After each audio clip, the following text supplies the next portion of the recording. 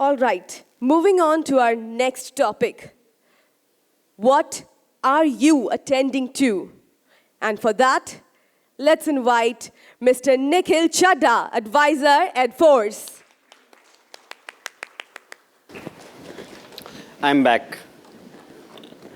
I have 30 minutes and I have a tough job. I have to give you three things. I have to give you one magical superpower. I've got to give you one magical life skill. And I've got to give you one magical question that can literally make a difference to how you engage with your businesses. Are these things something that you feel are important? Could it be of use? However, what I need is a lot of working with you in order to land all three of these magics in 30 minutes. That's fine? With me? Okay. Now, I've put the subtitle as Make Attention Your Superpower and made the main idea of create a stellar life, because whatever we do, work, outside work, there are areas we get stuck in, but there are opportunities to convert that into a stellar outcome. And that's something that's been driving me a lot lately. So that's why I've sort of stuck with that as the Uber idea, therefore the three magical elements. So let's quickly get started. How attentive are you? Is this something that is representative of what happens to us? At work, we're thinking of something fun. At one kind of fun, it's something else. So the question is, where is the problem? Is it in what we are doing, or is it in the mind? Now, this would happen a lot more to some of very busy use, right? Yes. Mobile phone, yes. Mobile phone is your biggest attention hijacker, and that's something I will talk about. So, let's do a 30-second test. I'm going to check for 30 seconds. I'm going to invite you to close your eyes. It just helps it if you do it like that. And try not to think of anything. Okay? So, instructions are clear? Okay, your time starts now.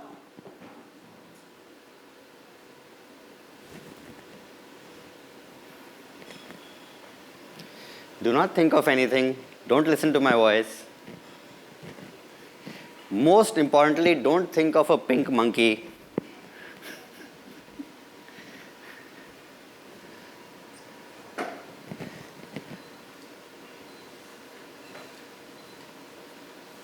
If some of you are wondering if 30 seconds are over, okay, time up.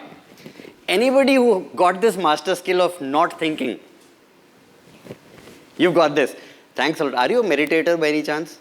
Yes, see? Same for all of you, those who raise hands. See? That's one takeaway that they're sharing. Meditation can be a huge super skill that you can acquire. It can totally transform your life. Do you know that the mind wanders at least 47% of our waking hours? There is research around it. It's dated 2010. If you notice, the digital world, our environment has transformed from 2010 till now. So this number is most likely become a lot more. And this is involuntary wandering, not what happens due to the notifications on your phone. And the sad part is, as human beings, we're the only species that evolved to what we're able to do because of what our minds are capable of doing. And if this mind is getting hijacked by your environment to make you think and do what they choose to do, in a way we are de-evolving. And this is not just a thought. Daniel Goleman's book Focus actually shows how physiologically our brains are losing certain abilities which actually define what humans can do. No other species has that. And that part of the brain is shrinking. And a lot of it is primarily because of this. That's one book that scared me. Now, there is a little bit of research on mindfulness at work. Essentially, everything you see below and above is how you expand the gap. You get benefits, more of what you want, and a lot of what you don't need starts to go away. presence. How many of you have gone to a restaurant or a coffee shop, seen friends and families sit around a table but on their own phones? Happens everywhere. Not so long ago, it wasn't the case. People would be with people. Now, forget research, we've experienced it in our daily lives. When you present to something, you're able to be more happy and engaged with them. Of course, research also says that when your mind is wandering and your entire day has gone primarily in wandering, you will notice that you're less happy, you're less emotionally connected. And at the end of the day, you're drained. Now we're going to test multitasking skills. Now this has got a lot to do with attention. So how many of you do multitask? I do. I am a multi-tab person also. Yet I am talking about it. It's a reminder to me. So you all have notepads with you, right? Okay. So this is a competition task, by the way. So what I'm asking you to do is, you're going to write first on your notepad, write, I am a great multitasker. Wait, I'll tell you when to start. So when I say start, I want you to write, I am a great multitasker. After you have finished writing this English sentence, I want you to write from 1 to 20. Now it's clear? Choice is yours. You want to make it tougher, go vertical. I would recommend horizontal is easier. Instructions clear? Okay. Now whoever finishes it, please raise your hand and say done so I know who did it first. Shika, can you just help me time that? Okay. At the count of 3, start. Okay, couple of people already finished it. You can try it again. Are you done? After I said start? Okay. Lady, you finished it first. Approximately about how many seconds? Thank you. 5 to 7. Okay. Everyone should see, there's certain time we take. The next one's going to be fun. We're going to do this again. But after I say start. Second, we're going to do it in a different way. We're going to do it like this. Now, how does this work? So, you will write the alphabet I, then you'll write below it the number 1. Then the alphabet A, then the number 2. Alphabet M, number 3. So on, till the time you finish the sentence and the number. So, just for reference, you're going to be writing the entire sentence. But alphabet number, alphabet number, alphabet number. Not word and number, alphabet number. Okay? Start.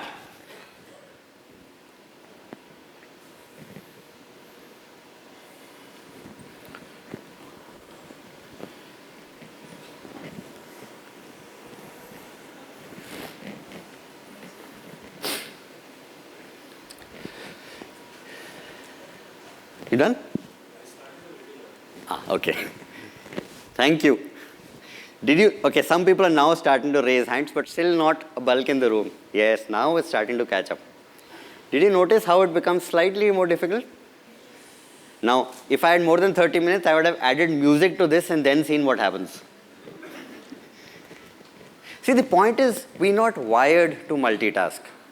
We can seemingly do multitasking because part of our brain takes care of it, of what we're attending to, and the rest of it takes care of something at the background.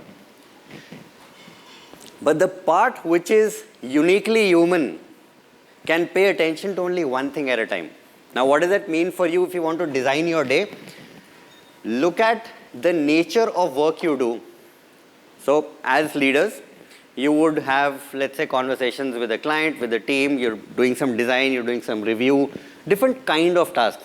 Every time you switch the kind of thinking, it drains your mind phenomenally.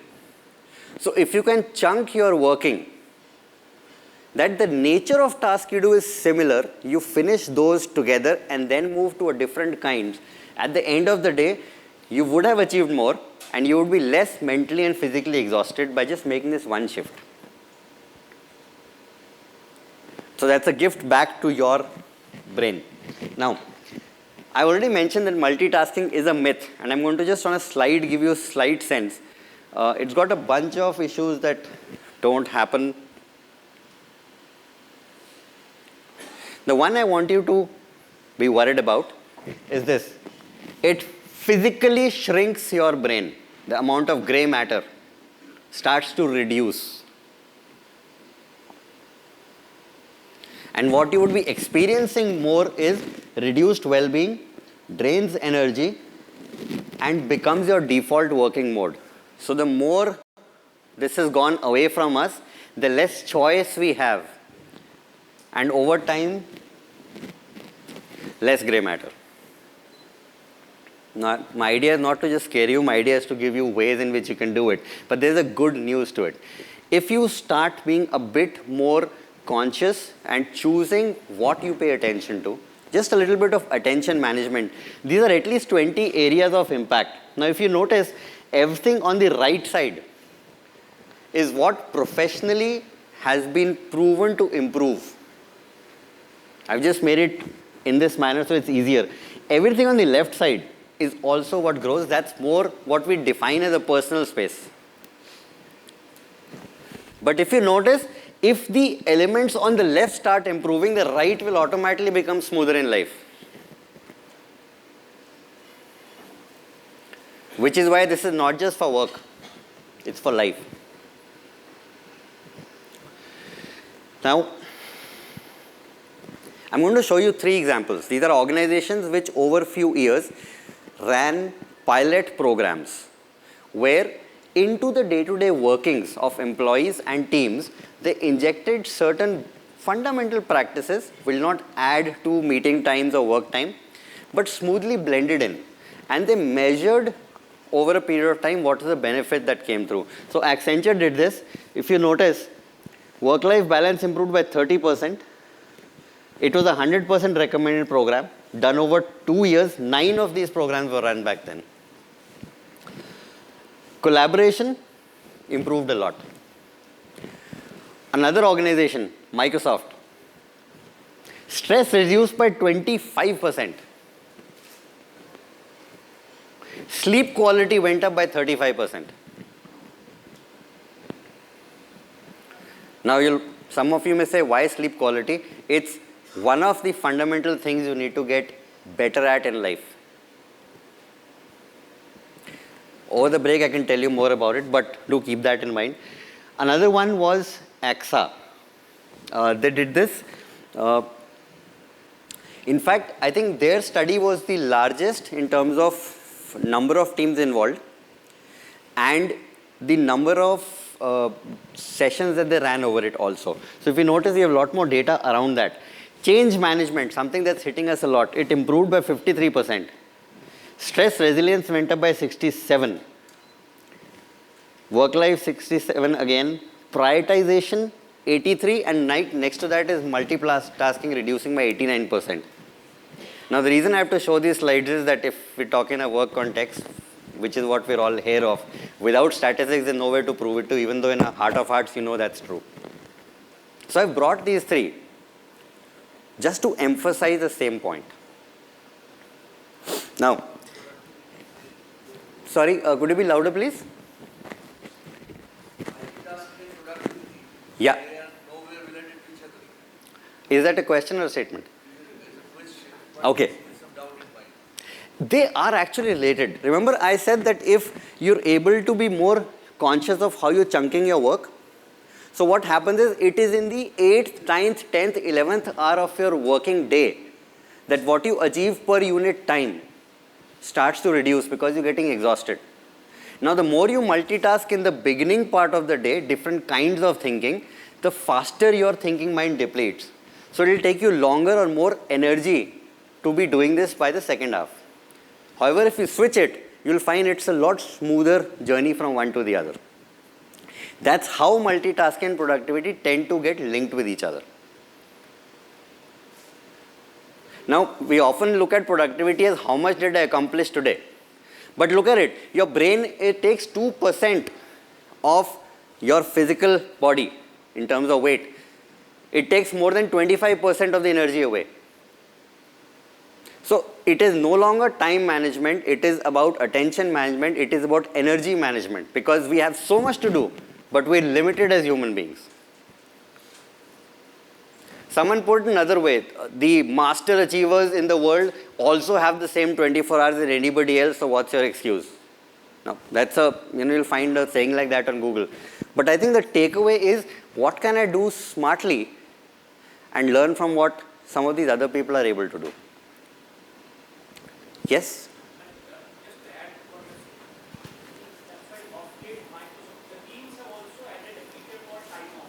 Yes.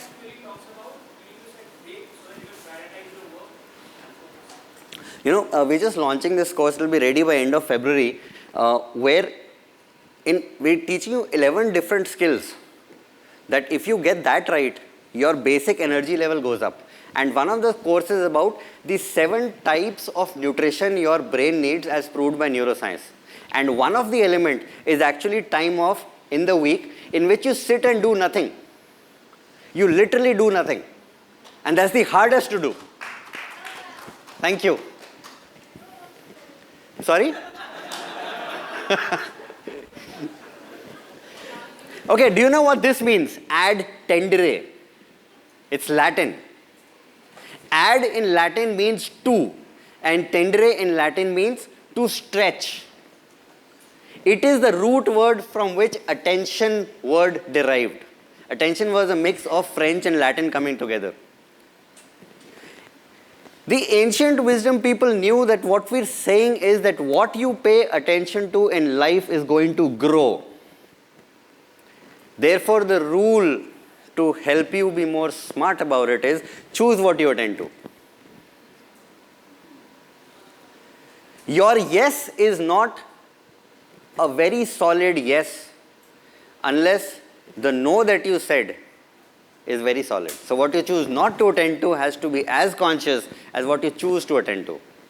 Only then can you do justice to this, because you'll be 100% there.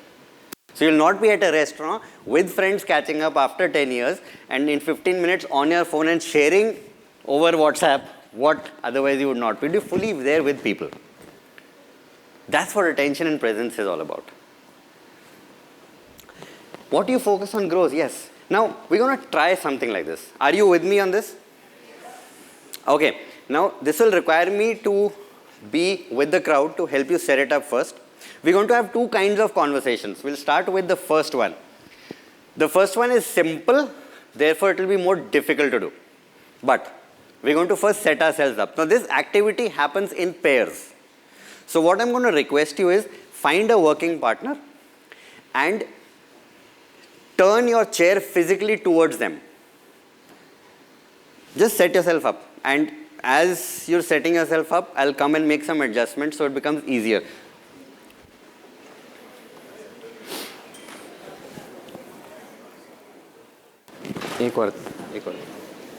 So I'm going to show you how you should be set up in order to make this activity very easy for you. Okay, so I'm just getting 2 chairs ready. Shikha, she's also a part of our organization. She heads operations for us. She's going to help me demonstrate this to you. So when you are set up with your partner, ideally, this is how the 2 of you should be. Just come. So if you notice, the chairs are squarely facing each other, which means if you're sitting on it, you're also squarely facing each other. Now what happens is, sometimes we start off sitting like this while we're going to talk here. My only suggestion from years of doing this is, in the conversation, after a while, your back will start getting tired. So be kind to yourself. Just literally sit squarely facing each other.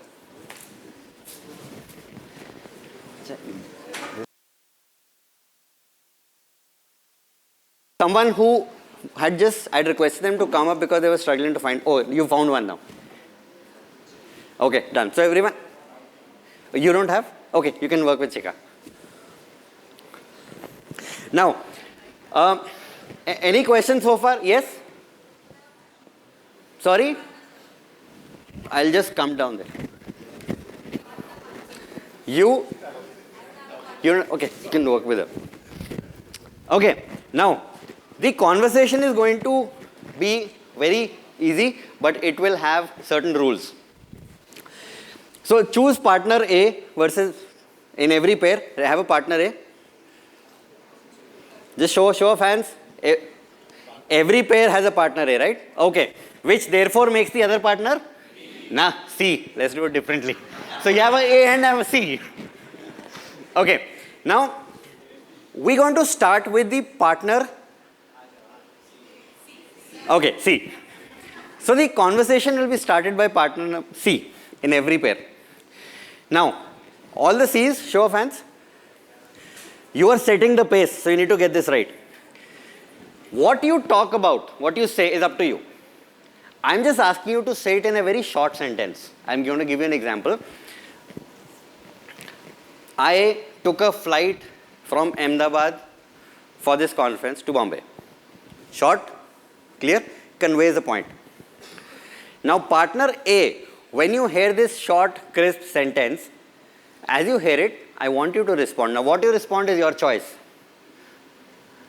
But you have to use a little bit of what they just said. You took a flight. For me, it was just a car ride. Though actually, I love to go on long drives. So you've brought in a bit of you that you love to go on a car ride, but you've also reflected back to them that I heard what you said. Now, if you can do it in essence, it's great. But it's helpful if you use some of the words that they used.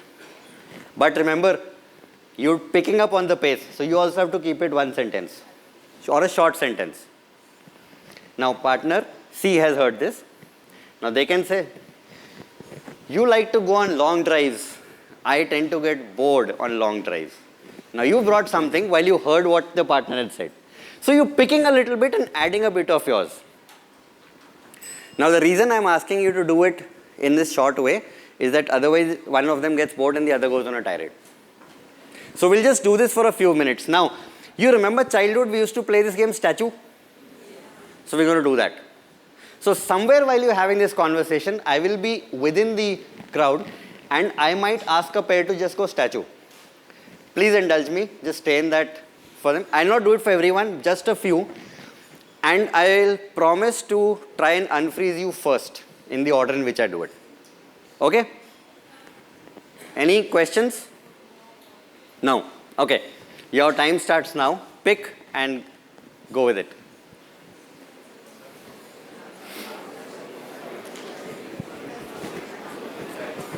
Seven बचे ठीक है मैं 2 minute में करता हूँ फिर एक काम और कराऊंगा इनको 5 मिनट और होते ना तो मज़ा आ जाता है क्या 5 मिनट और हैं क्या Damn.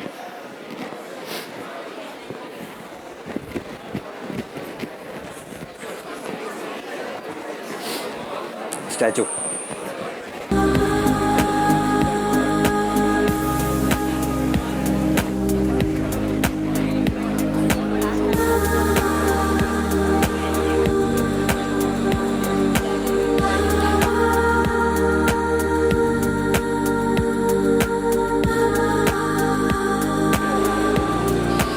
Raise your hand. Statue.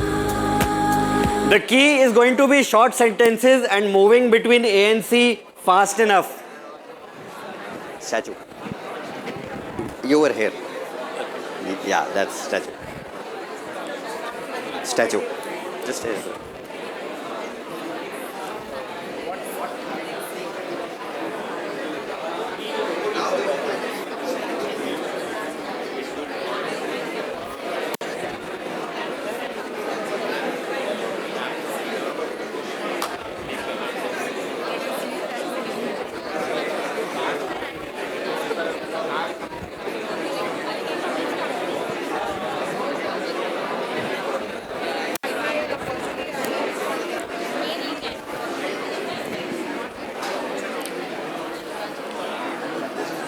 Statue.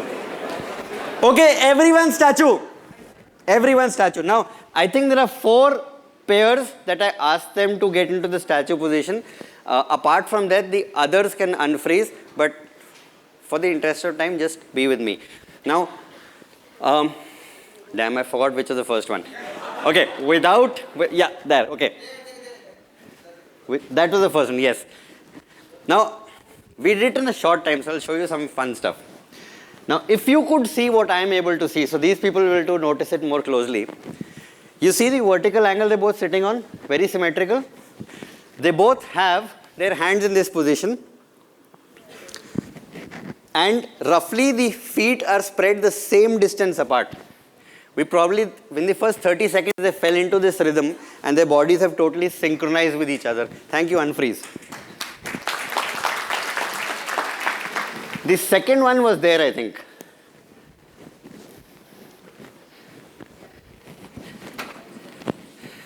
I just heard the hands are also that way. Thank you. Good observation. So in terms of the body language, your hands are similar because from legs to feet, it's all together. You notice the feet at the ankles have started to come together while the rest of him is in a more open body language position. See, vertical angle, very similar again. Now, had we given this 5 minutes, it would have become a mirror image. Thank you. Third pair was somewhere here. This way. Okay, do you want to help me debrief this? This was the last. So I had caught you right when your hands were a little bit open, similar to what that distance was. From then till now, the hands have gone here. But they were yet coming together. Largely, it's open. Interestingly, they're both in a similar kind of a black suit. They would have possibly taken much shorter time to fall into sync with each other also. People around, are you seeing similarities and how they are?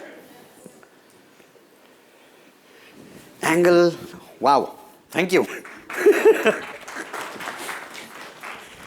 Okay, over here, the final pair. Very similar again. So similar open positions in hands, feet, even the knees, if you look at it, if I draw a line here, they're exactly the same. Thank you. Now, 3 things happen if we do this for about 5 minutes. Either you'll become mirror images of each other, or you'll go at the same angles in opposite directions, or in the same directions. That is the power of presence, and we are neurobiologically wired to fall into sync with each other if only we allow it. And every time you have something in between you and a fellow human being, be it furniture, be it your phone, or be it what's running in your head, this is not going to happen. Now, I spoke about the magic of attention all this while. And that is one superpower. Because if you bring that to everything that you're attending to as a task, but more critically to every conversation that you have during the day, you will be able to sink in much faster. Now, for those who are in positions where you have to influence, you have to negotiate, you can use this in a reverse way once you get better at it. You can use your body language to fall into sync. And I teach this in my coach certification programs. How do you also start paying attention to getting the breath in sync? Once the breath is locked in, you change your body language, they will change it with you. Once they start pacing you, when they follow you, then what you ask them, what you talk to them, they're now receptive. So until then, don't make your point. Can I just take 3 more minutes, please? Okay, he's not paying attention, I can use it. So, there is a lot of possibility with attention and using it. Now, do you know there are 4 types of attention? Now, this slide is from the content we share when we do our coach certification programs. We partnered with Transcend, they're a global organization which does it. We actually talk about 4 kinds. Now, when you're talking next time to someone and you're listening, pay attention to, I will take 2 minutes, please, because I made a promise to them. So pay attention to what are their motivations in what they're sharing. Pay attention to what are they paying attention to. You know, what is the bigger problem that their mind is stuck on? Are they focusing on possibilities, hope, or something like that? The cognitive part is what is the thought process they're paying attention to. Logical, process-oriented, whatever you might call. I mean, the disc ones, people will know those kind of elements. And the last is, what is this emotional state within them that they're paying attention to? Now, if you can observe and start noticing this in a conversation, it starts to then say, how do I ask my next question? And get them to start focusing on what they're not paying attention to, because that helps them build a holistic understanding of what's going on, rather than the element they're caught in. In order to be able to do that very well, I think coaching is a life skill. Which is why when we teach it, we don't teach you it as a process to say, how do you do coaching? We make you go through a transformative journey with coaches, which changes you inside out and you become a coach. So it starts becoming a way of being. Now, a family of 4 who just had dinner and they all 4 master coaches, do you know how do they give feedback to each other? So they will not say, dal achhi nahi thi. They'll be like, what else do you think we could have done to make this dal even better? And someone will respond, I'm wondering what elements would you like to see improved? And another person will say, what could make this dal delightful? See, the point is the way you interact will change. So that's the last question I want you to focus on. What is your employee and business paying attention to? What's hijacking their attention? If you get this right, learn the skills on how to use coaching to be able to get them to pay attention to something else and teach them how to manage that as well as do it yourself. You have achieved these 3 elements. The magical superpower of attention, this life skill of being a coach, and the question to yourself, what am I attending to right now within me? Thank you, and I'm happy to take questions after this. Thanks for your participation and your patience. Thank you so very much, Mr. Nikhil Chadha, for the valuable session.